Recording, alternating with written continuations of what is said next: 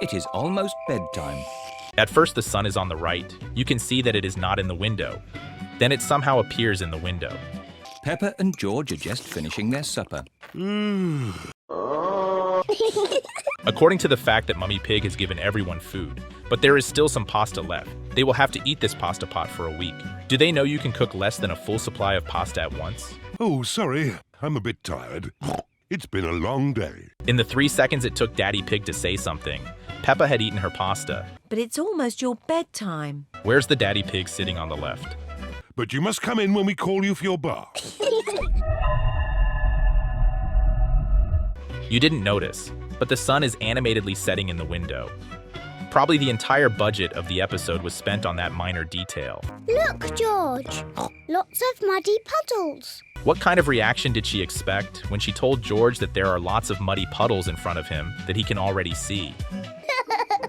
Peppa jumps in a muddy puddle, but stays clean.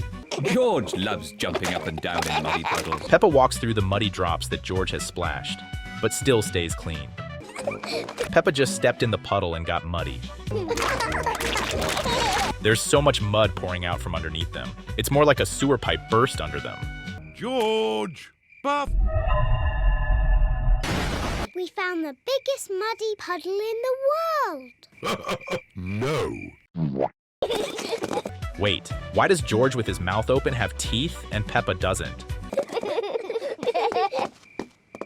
They forgot to pick up their shoes. Are you and George feeling sleepy? The door that was always on the left is missing.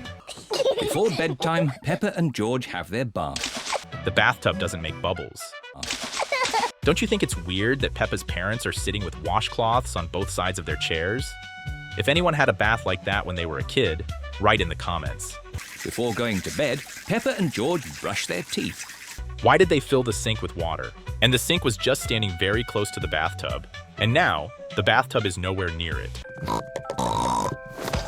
The blanket moved away on its own, when her arms and sleeves lengthened, and George just hit his head on her bed. Peppa goes to bed, she always has her teddy tucked up with her. When George goes to bed, he always has Miss Daddy Pig appears in one shot. The animators were too lazy to draw him moving there. Are you feeling sleepy now? No, Daddy. We need... Peppa's legs change length and there are books that weren't there before. Now, which book do you want? Now one small book has become a huge stack of books. I'll read you the Red Monkey book.